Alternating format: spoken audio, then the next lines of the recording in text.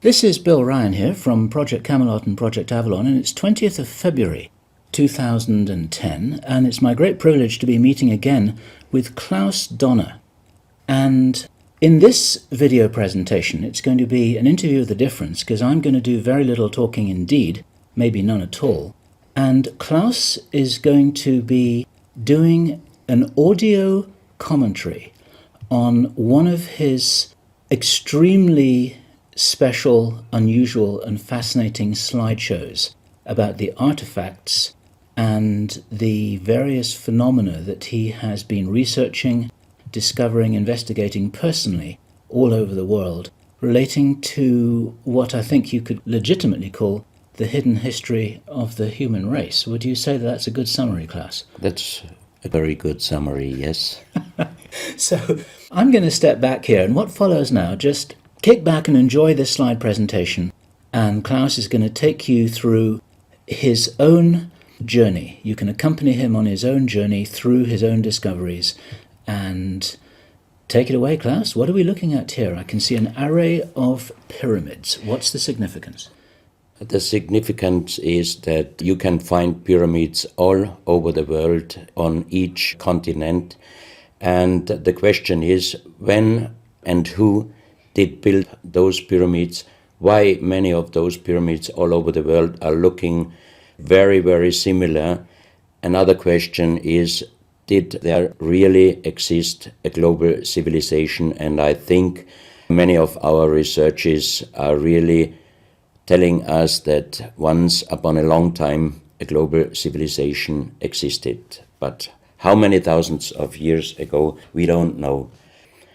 Most of the audience of Project Camelot may know about the story of one stone pyramid building found in 1984, 25 meters under the sea level in Japan on the island of Yonaguni, which is the southeast Japanese island belonging to the Ryukyu island group.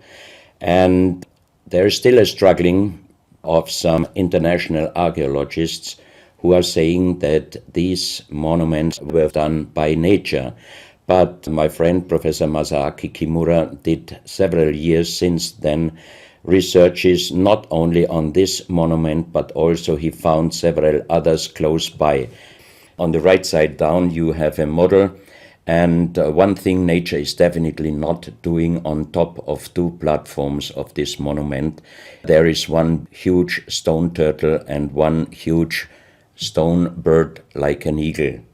Nature is doing many things, but not such a precise, perfect monument. And the question is, where are all the stones? If nature would have done it broken down, where are those stones? There are also streets, and there was also found a stone stadium like a Roman Colosseum with stone seat rows and stone stairs. Nature is great, is doing many, many great things, but not such perfect buildings. Here you have the huge stone turtle, and you can see also how small is a diver against this big monument. Here you have one street with stairs going up. Here again a very close-up picture just to recognize the size of this huge monument. Here you can see some world maps. On the top, on the right side, you can see the Piri Reis map, which was used already long time before Christopher Columbus came to America. And you can see how perfect this map was already in the beginning of the 16th century, showing part of Europe, of Spain, Portugal, part of Western Africa, and also part of South America. We do not know until now who was able to make such a perfect map already centuries ago. And on the rest of the Piri Reis map, which we do not show on this picture, you can also see the Antarctic without ice. In 1956, researchers found out that the Earth under the ice mass at the Antarctic is exactly like the Piri Reis map was showing. So this Piri Reis map should be at least older than 10 to 12,000 years. But the next question would be, who was able to make such a wonderful world map?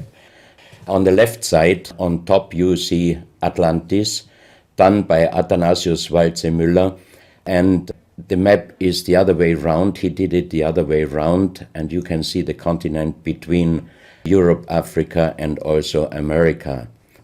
And you can see on the left side down different sides of a huge stone world map. This stone world map was found in 1984 while gold digging in Ecuador in an underground tunnel system with other 350 artifacts which do not really fit any known and existing South American pre-Columbian culture.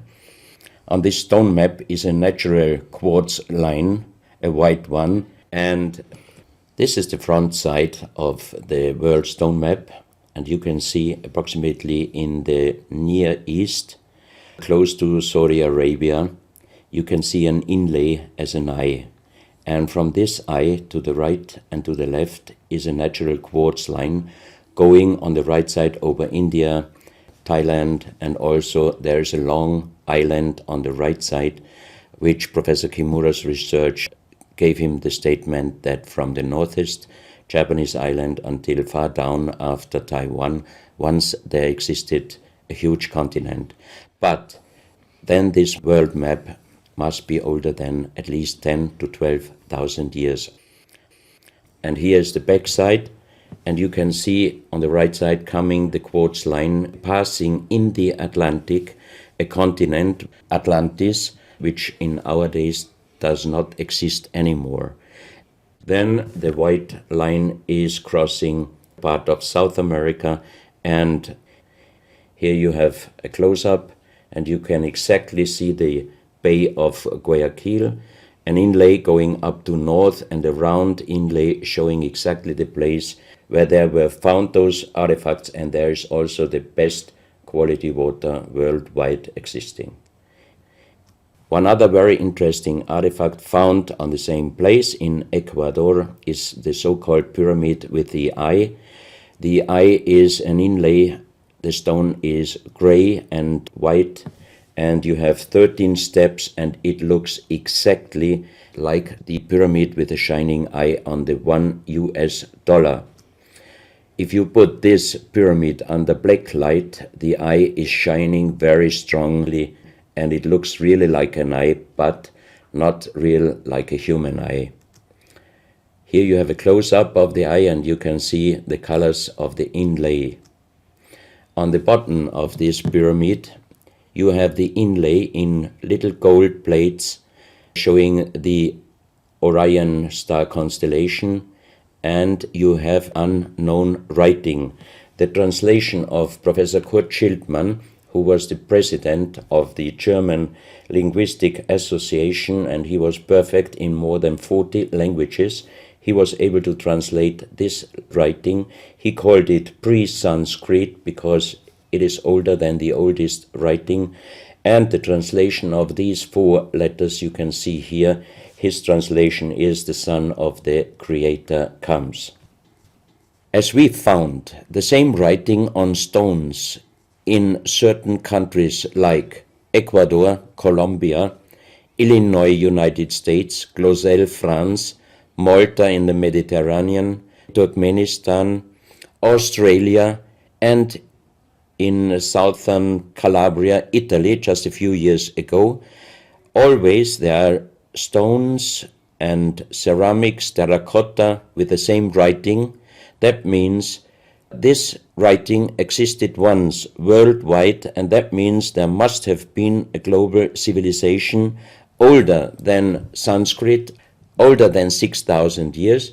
And Professor Schildmann also told me that this writing has a little similarity to the Indus writing and also to the Easter Island writing. And as he said, this is older than Sanskrit. He called this writing pre-Sanskrit. On this stone, you can see on the top the 2 eyes, and then you see the right hand holding the pyramid and putting the left hand on top of the pyramid. That means showing how to use this pyramid with the eye. On this stone you can see an engraving, sitting a man on a stone holding the pyramid exactly as it was shown on the artifact before. From his eyes are going rays out, and on the right side you see two bowed persons. On his head he has something like a small helmet, and from this helmet goes up like an antenna to a strange object over him. And here you have the photo of the discovered helmet. We could not yet make a metal research or checking what kind of metal was used, but you can see in the center of the helmet that something is missing, and that might have been this kind of antenna which was shown on the artifact before. Another very strange finding from the same place is one big jade cup and 12 little jade cups. As the 12 cups are man-made and each one is a little bit different in size, if you fill them up perfectly with water and you put the 12 cups of water inside the big cup is completely filled. The next strange thing is that you can see on the little cups numbers which are looking like the Mayan numbers, but if you compare them with the Mayan numbers, you find out that there are some little differences. And on the big cup you can see a perfect inlaid star constellation, also showing the Orion and other stars. And inside the big cup it is very, very magnetic, and outside the cup nearly nothing.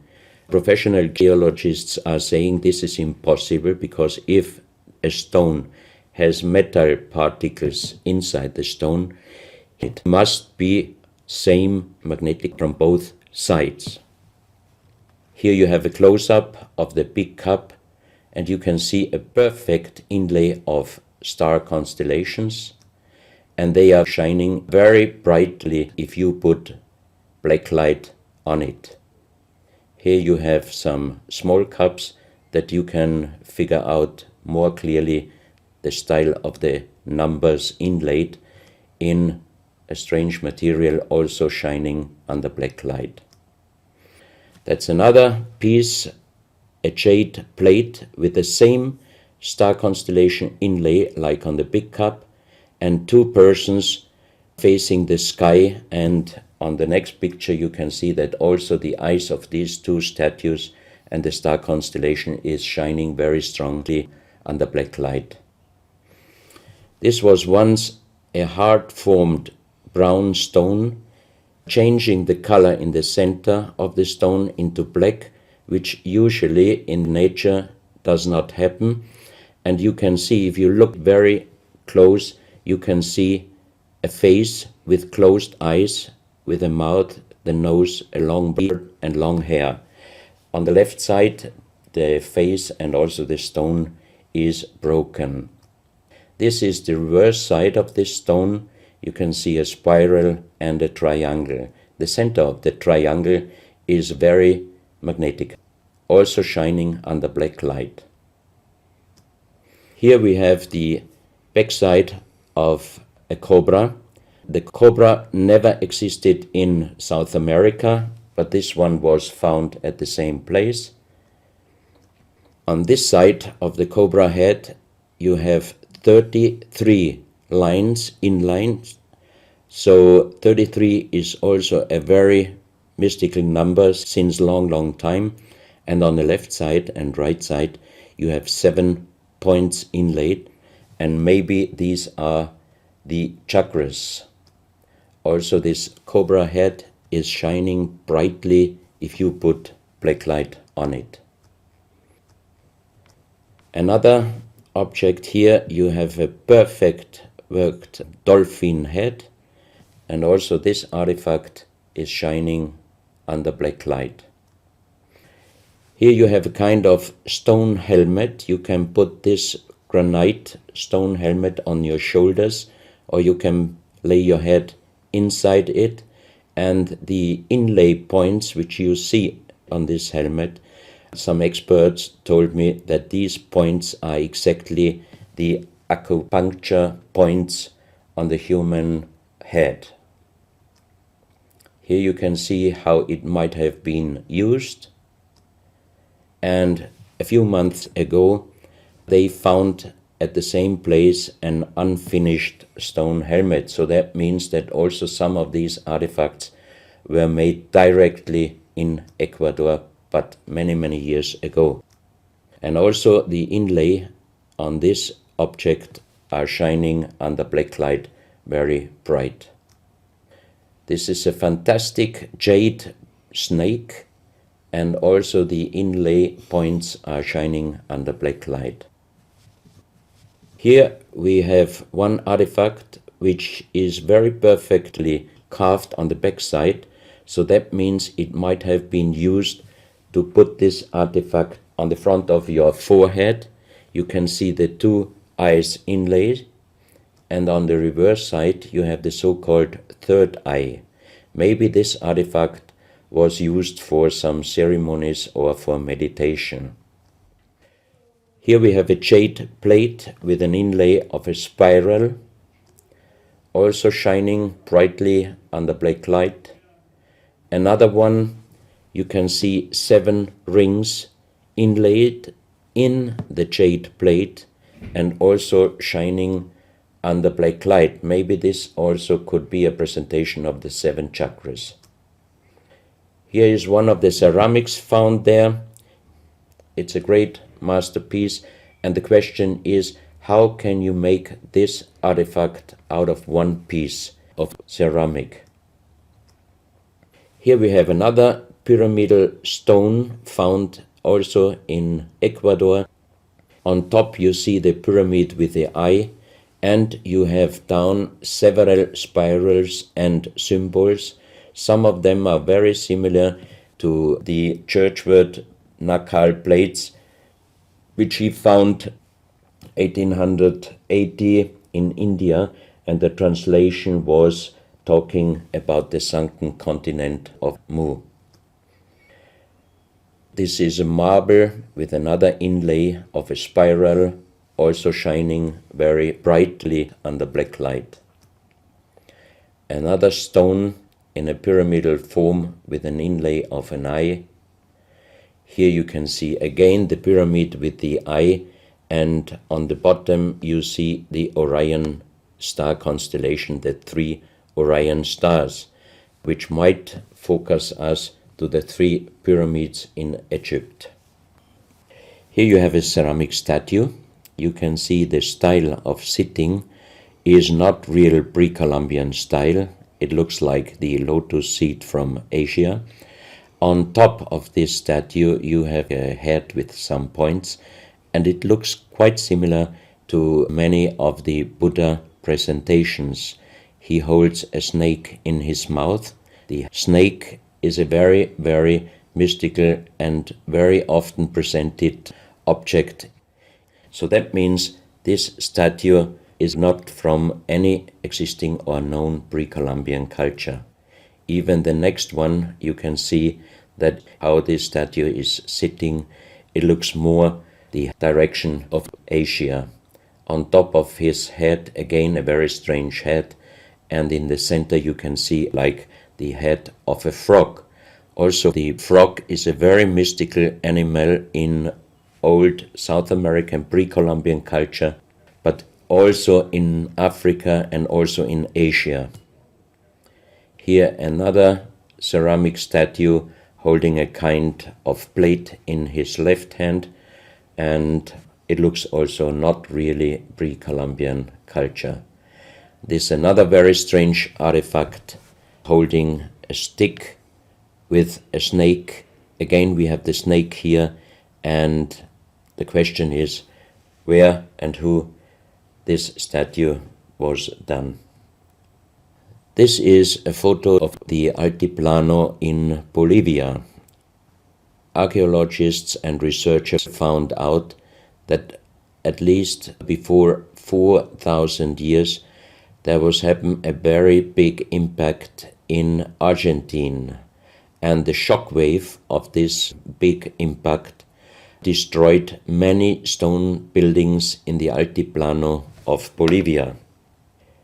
You have here a picture of Pumapunku, a very strange place close to Tiahuanaco in Bolivia, and you see tons of stone plates with perfect work on it, destroyed. Maybe this was the reaction to the big impact in Argentina. Here you have my friend Giancarlo Bonfanti, Italian researcher, in the center of the so-called Sun Gate in Tiahuanaco in Bolivia, and some researchers write that the figurines on top of this side of the Sun Gate are showing the Venus calendar. Here you have one of the big stone plates from Pumapunku, and you can see how perfect this stonework was done. And the question is, could you do such perfect work with simple tools? Close to this area, they found skeletons with a size of 2.6 meters. And the picture on the top shows you the skull of one of these skeletons, and it looks like it is deformed, but definitely these skulls are not deformed. They are natural style, like an egg. On this photo you see how strong the jaw of those skulls were. This is a front view, and the most interesting photo is this one, because you can see that the top of the skull does not have the 3 plates which we have as Homo sapiens, and that shows us that these skeletons are not Homo sapiens.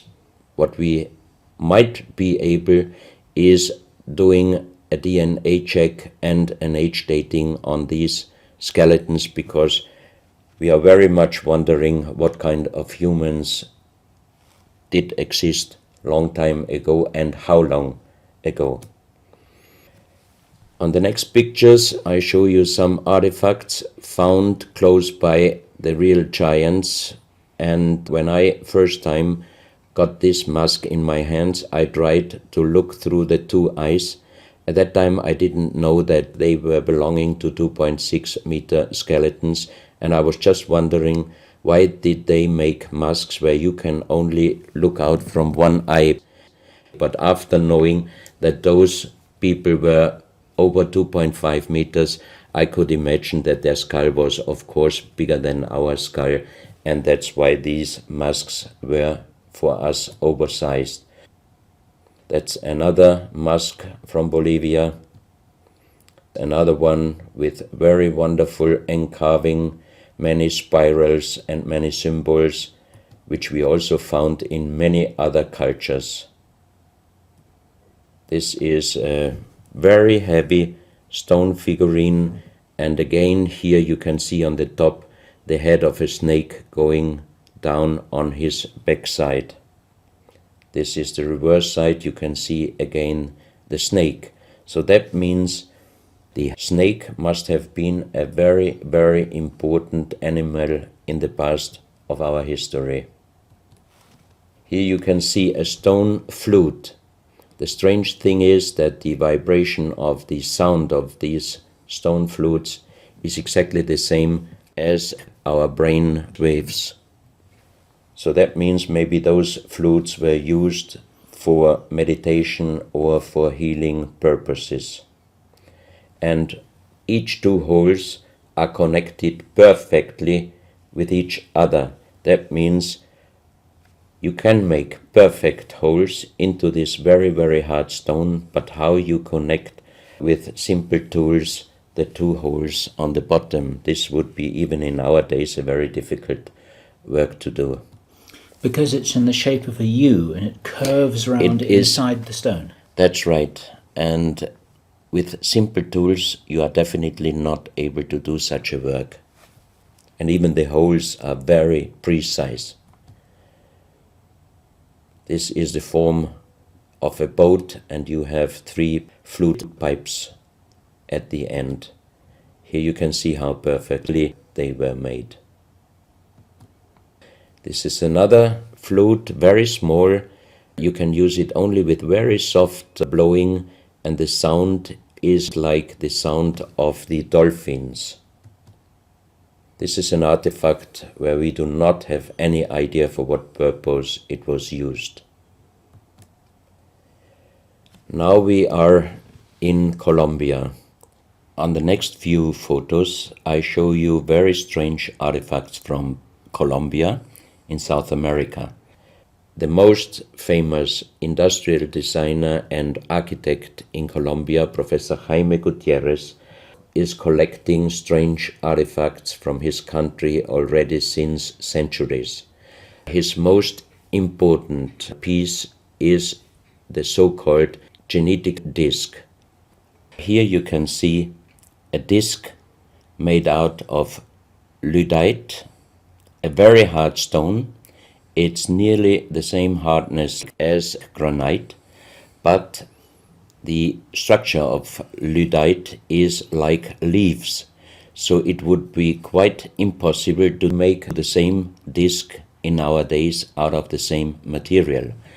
The diameter of this disc, we call it the genetic disc, is about 27 centimeters.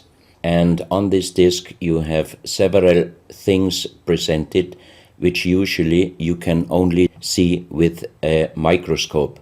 For example, on the left side, around 11 o'clock, you can see one egg, human egg, without and another with spermia. On the right side, at approximately 1 o'clock, you can see some spermias, and then you have several very strange presentations which we could not explain. But here on the left side you have a microscopic photo from the inside of a lady done by a Swedish photographer, and you can see that the egg without and with spermia looks exactly like the presentation on this genetic disc.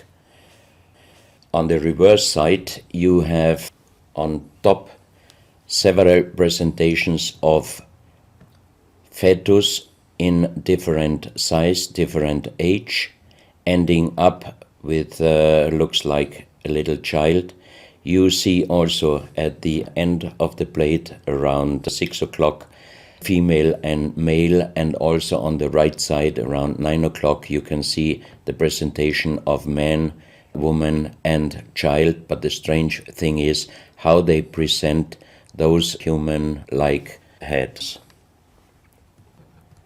Here you can see a knife done by the same material, lyddite.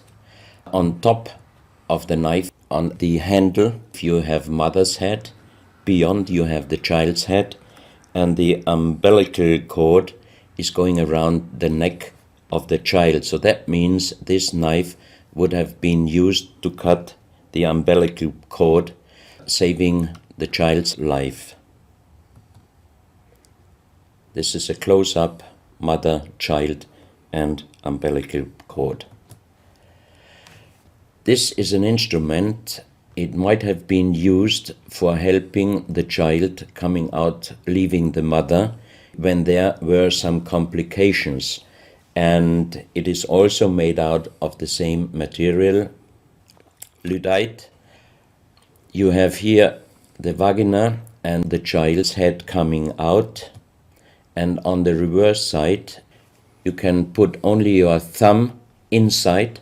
That means you can only use this instrument with your fingers, meaning you cannot use power. So that means it might be safer helping the child leaving the mother than our instruments we are using in our days, because sometimes the modern instruments, while being used, can damage the child's head. This, we think, is a medical instrument. It is also lyddite, and it's a perfect form. Another one, and these are other ones, they are very much smaller than shown on this photo. And when we did material check in Vienna, the most expert worldwide checked those pieces. First of all, the material. Each one is done with lyddite, and the form itself, he checked them, and finally he said, I cannot tell you how they were done, who did they make, but the only thing I can definitely tell you, from the same material in our days, we cannot make the same instruments.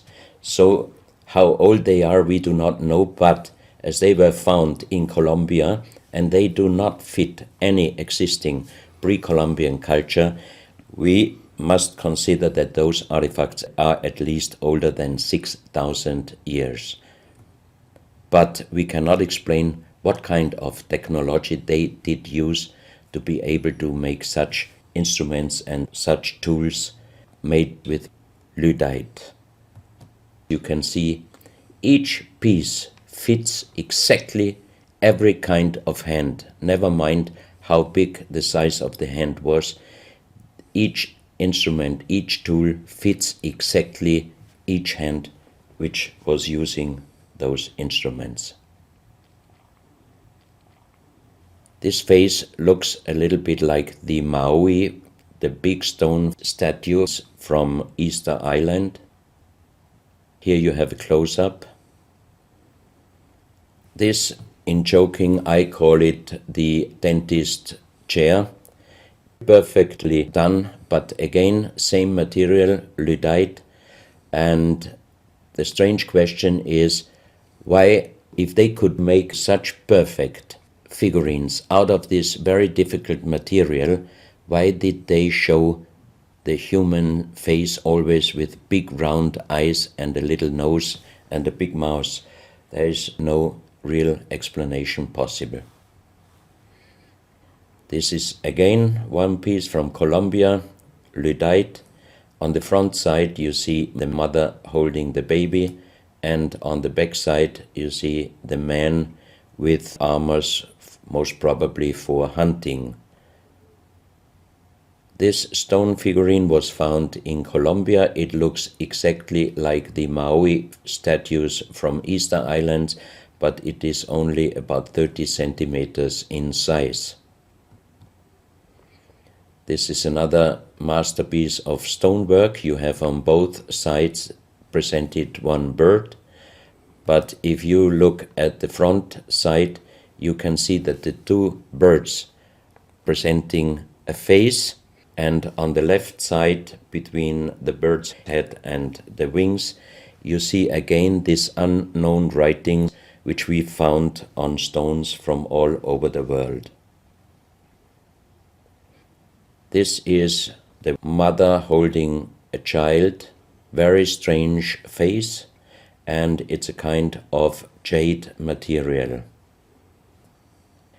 This is another stone from Colombia, showing an armadillo. On top of the armadillo you can see a strange face with long ear and two horns on top.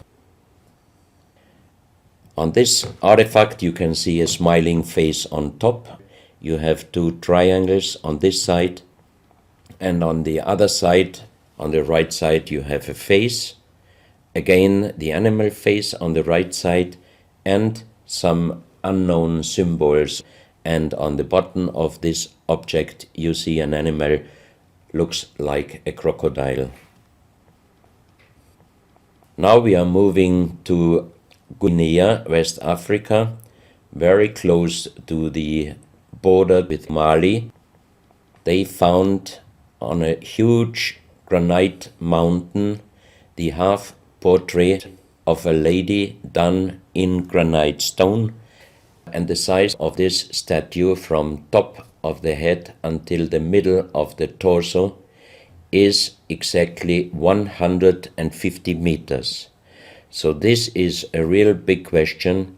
who might have been able to do such a huge granite half-portrait in a mountain at least 10 to 12,000 years ago, because the Italian geologist Professor Pittoni was on the spot. He did these photos and he checked the earth on the bottom of this mountain, and his calculation was that this stone monument must have been done at least 10 to 12,000 years ago. But then we have the real big question: who could have been able to do such a big stone monument? Even in our days, it would be impossible, or at least it would cost so much money that it would never be able to do. And if you look at the close-up of the face, some experts told me that this face definitely is not European, but also, of course, not black African. It must be either South American or Asian culture. But then again, we are at the point 10 to 12,000 years ago. It might be the civilization, the lost civilization from Atlantis. Close to this area in Sierra Leone, Professor Pittoni was in charge of diamond excavations. And as he heard in this area a legend about Allah was angry with some angels, and he put them into stone and throw them to the earth. He put the sky, also made it into stone and throw it to the earth, and he put the stars and threw them to the earth. The legend says that the sky you can see on this stone, they call them sky stones, sky blue stones found in this area under the earth.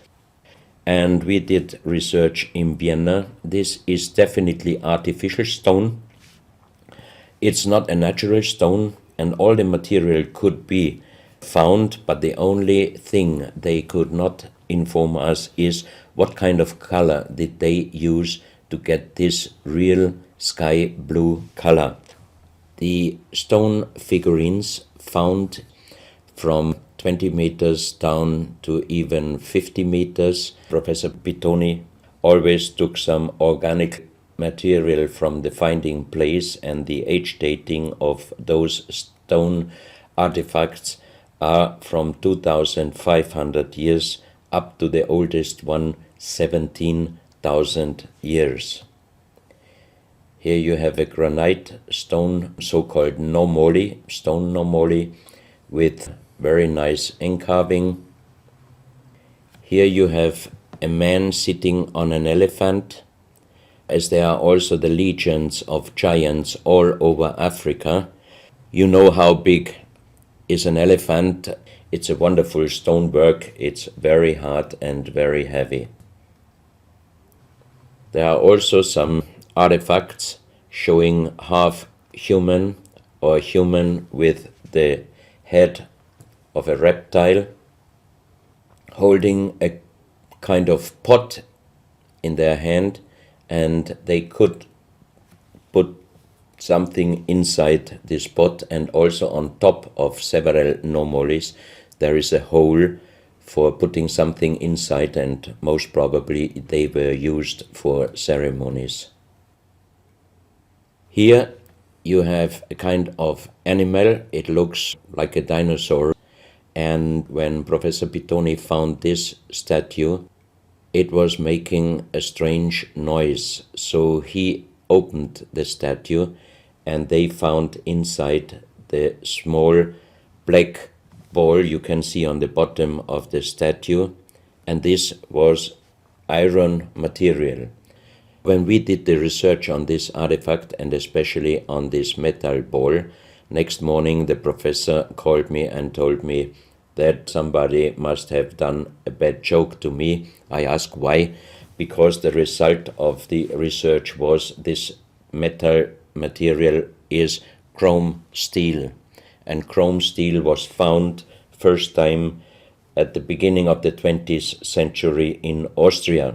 That means it was impossible inside a statue with the age of approximately 17,000 years.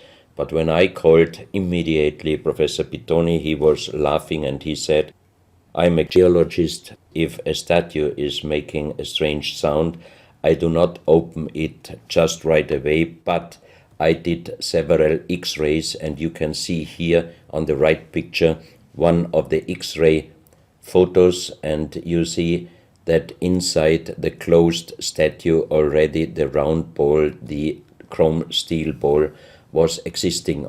On this X-ray photo you can see exactly, and also Professor Pitoni saw that this statue in former days already was opened but perfectly closed again, and he called a specialist who opened it exactly concerning this photo, the small stone ball which was closing the hole inside, and you can see that the metal ball was already existing.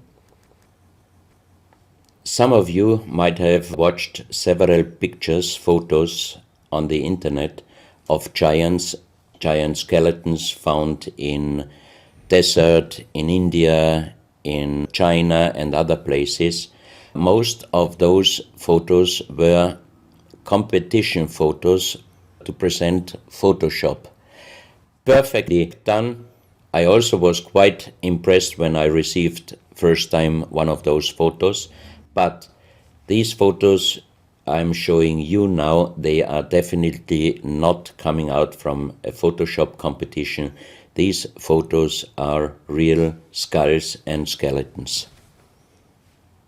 This skull was found in a tunnel system underground in Colombia. The skull is dated up to 11,000 years. The skull is bigger than normal skull, and the front teeth of the jaw are lined up in a different way than our teeth. Something that occurs to me here is that there's a very strong, pronounced jaw. It's a very prominent jawline, very prominent chin. And here you see a photograph that was shown to us by a Project Camelot insider. Now, this isn't a real photograph. This is a scene from the old Arnold Schwarzenegger movie Conan the Barbarian. And what you're seeing here is a special effect on the actor James Earl Jones. The critical thing here is the shape of the jawline.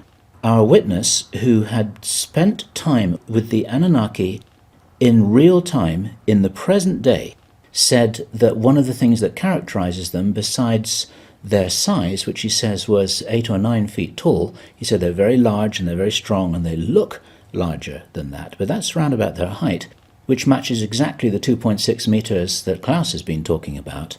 He said this is a very prominent, strong jawline, and this is what strikes me about these skeletons, these skulls here that we're looking at right now.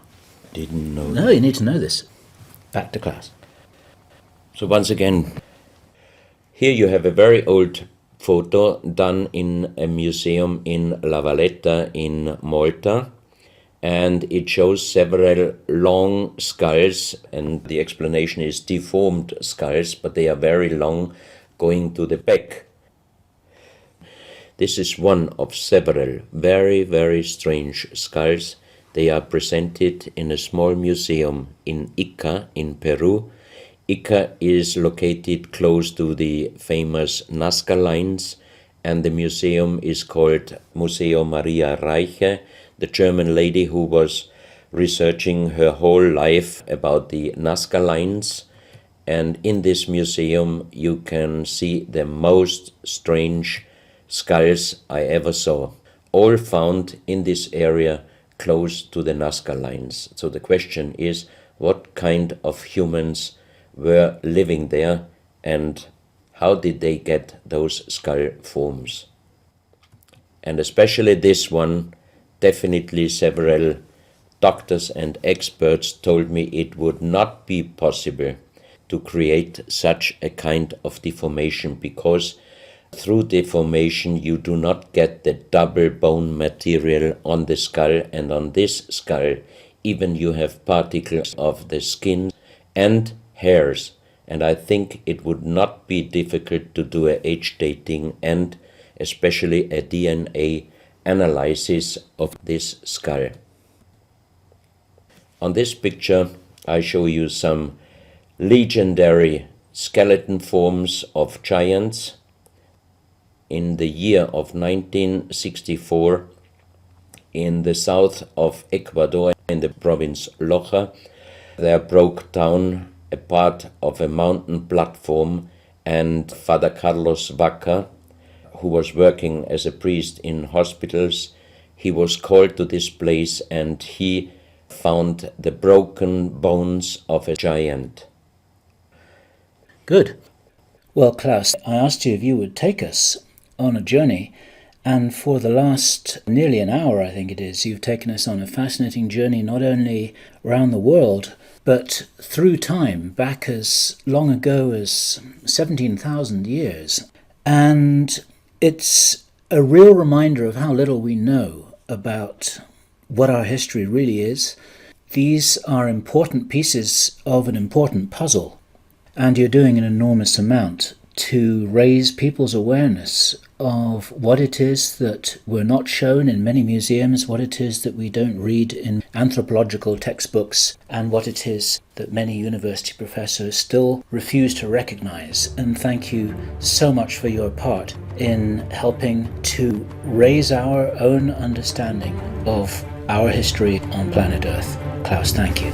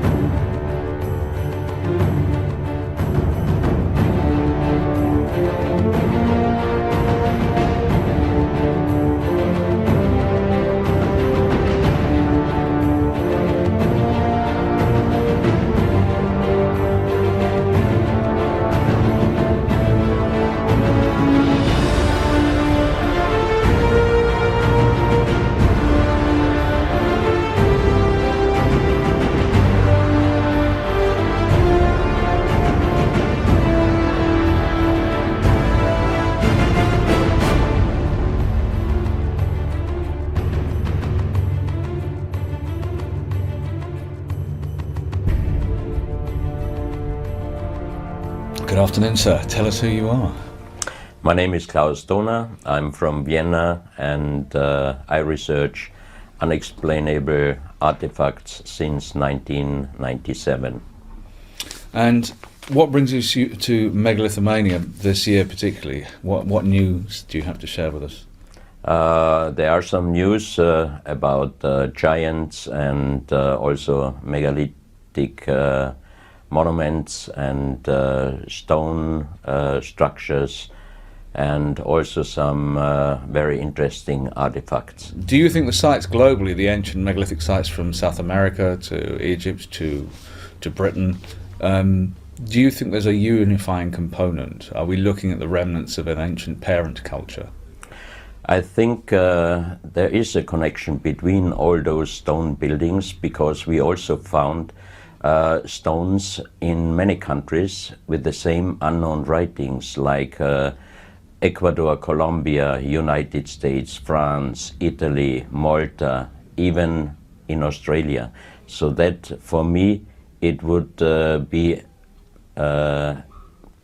the confirmation that once in the past there existed a global civilization, or at least a global communication.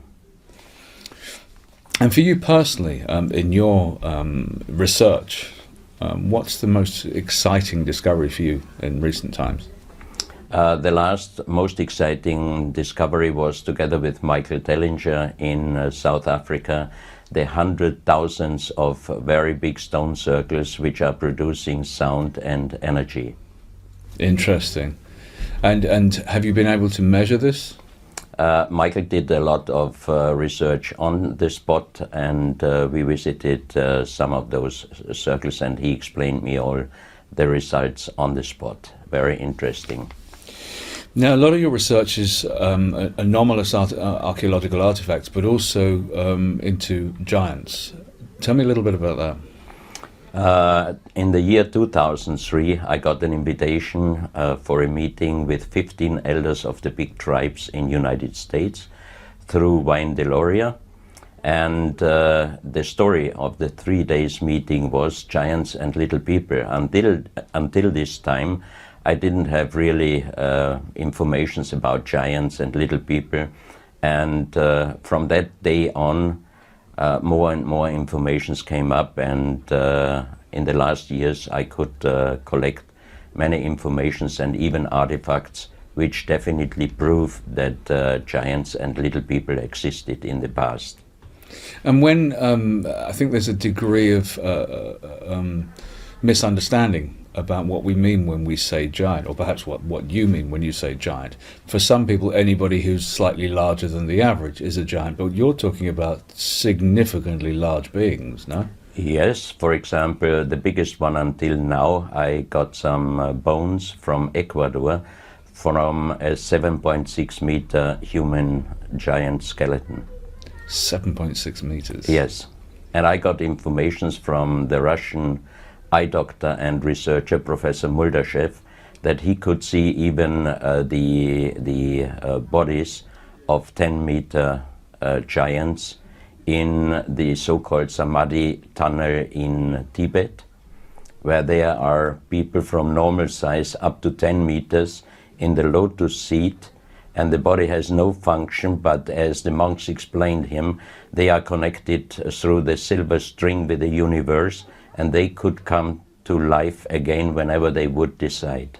Wow.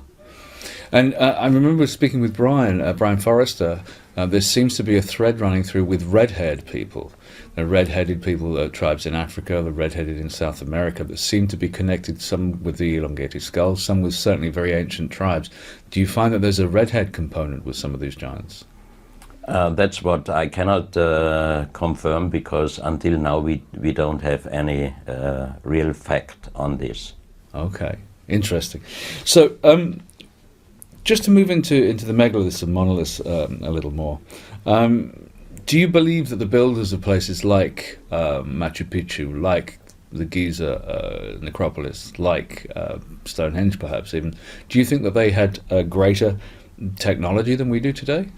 That's what I think, because many of the transportations of that very big stones until today it would be quite impossible, especially if you have to pass over some mountains, over some valleys, some rivers. There's not really an explanation how did they do it, and they must have had a knowledge which we do not have until our days.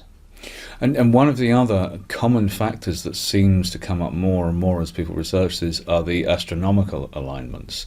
It seems that these ancient peoples who built these sites had more than a rudimentary understanding of the stars, of astronomy, and indeed of how to align. What do you make of that?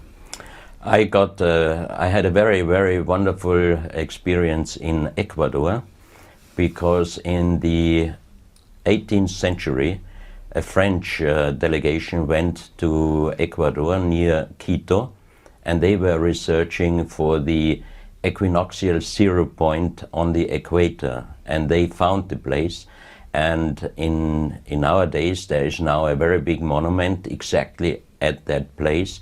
And when I visited this place with Luis Viracocha, he is the chief of the indigenous around Quito, he brought us to this place, and then he asked me, would you like to see the real zero point on the equator? And I said, yes, it's here. He said, no. And we drove up with four-wheel drive on a mountain close to Quito, and the last 500 meters we had to walk up. And on the top of this mountain there was a huge stone circle, and we had two GPS with us, and we made the measurement. And the zero point, exactly the equinoctial zero point on the equator, is up on that mountain, just inside that stone circle. That means that those people, thousands of years ago, they knew exactly where the real equinoctial zero point on the equator is. And there is a young archaeologist, who is doing the research there, and he found out that exactly all the important places in South America are exactly on these equinoctial lines going out from this 0 point. So that means how could they have known that?